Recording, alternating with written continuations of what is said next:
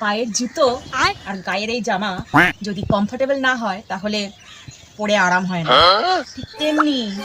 ঠিক তেমনি যদি একটা বিবাহিত মেয়ের জীবনে বিয়ের পরে তার স্বামী আর শাশুড়ি ভালো না হয় তাহলে বিয়ে করেও সুখ হয় না।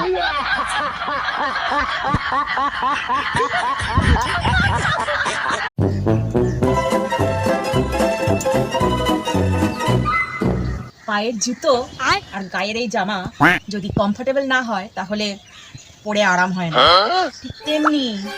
ঠিক তেমনি যদি একটা বিবাহিত মেয়ের জীবনে বিয়ের পরে তার স্বামী আর শাশুড়ি ভালো না হয় তাহলে বিয়ে করেও সুখ হয় না।